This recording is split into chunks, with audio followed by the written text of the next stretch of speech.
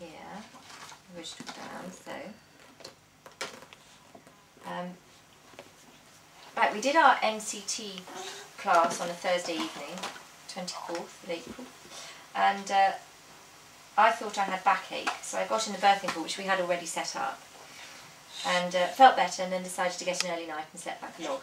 Tony went off to work in the morning, and I felt like I was getting practice contractions. So, with these practice contractions, and I call them contractions then because I think I didn't think that they were actually part of labour, so it was those Braxton Hicks, and I can call those contractions for me. And decided to have a bath. And at that bath I had this really weird moment where I actually was very aware that Connie was her own little person and was ready to be born. I had this kind of real moment. I got out of the bath and I kept leaning on the kitchen side. I then hoovered the house and spoke to a few people on the phone, laughing, saying I wasn't sure if this was it or not. I called the midwife, who said, "If you're wondering if it is, then it's not." And of course it was, but we didn't know about hypnobirthing. She didn't know about hypnobirthing. She hadn't done a hypnobirth before. Although she was so supportive of it, and in fact I was very lucky because I was doing a home hypnobirth. She was keen to be my midwife the whole way through, so I had a brilliant experience with her. She was lovely, and she's NHS as well, I should say. She's fantastic. And very, very up for what I was doing. But one of the things she said to me was the reason why she was so supportive of what I was doing was because I was practicing.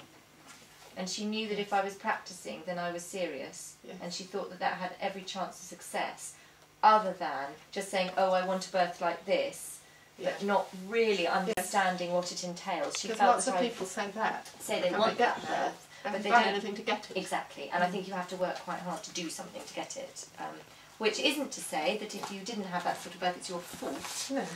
Or anything awful like that. But I do think that if that's the sort of birth you want, you can't sort of just expect it all to happen. Anyway, so she thought because I worked hard, she was really on my side about it, which was lovely. Anyway, she said that if you're not wondering, if you're wondering if it's not, if you're wondering about it, then it's not the birth. That's, of course. So I thought, okay. So I called my McTimony chiropractor, who I had an appointment with that morning, and said I wasn't sure that I might be in labour, but I might not. And he said, well, it's fine. If it's Braxton Hicks, come and have a treatment. So I said, I'm sure it's Braxton Hicks. So I got in the car, drove there. I got there early, went to Tesco's for milk and supplies, because I had this feeling that the birth was coming. So I thought, well, I haven't got any tea. I need tea. I had to hold on and lean over the trolley to breathe, and it was hard to walk.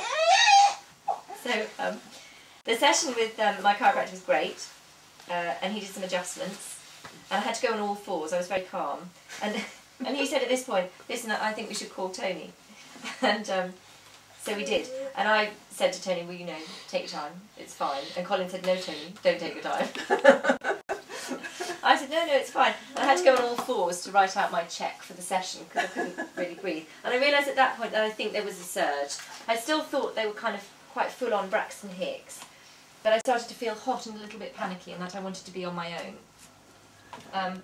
So I got in the car and drove back up the A1M. Luckily there was no traffic. I was quite relieved to get home. Yeah, quite relieved. Tony came back from work. In fact, he rushed back, and I thought, how sweet, there's no rush.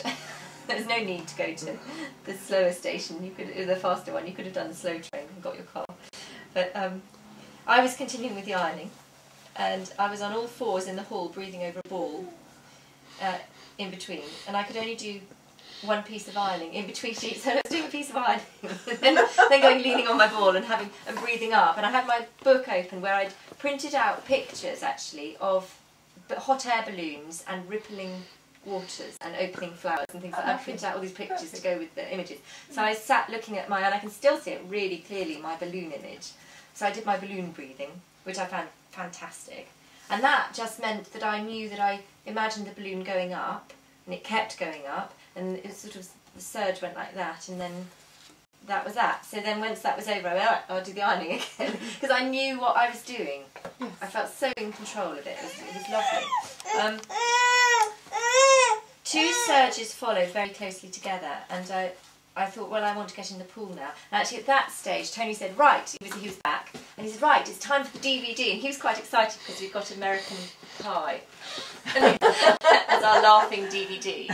And he said, let's put it on. And we put it on, and I promptly had hysterics. And we were killing ourselves laughing while I was in the birthing pool about how hilarious it was. We were watching this DVD. And then I'd say, oh no, pause it, I'm breathing. So he'd pause it while I did the breathing. Then I said to him, do you know what, I think I need you to help, because they're two quite close together. So he came and we stopped the DVD. He was a bit annoyed about that. He was quite into it. I said, no, come on, you've got to do the breathing. So he then took up the reading of the affirmations and things for me, which was really helpful.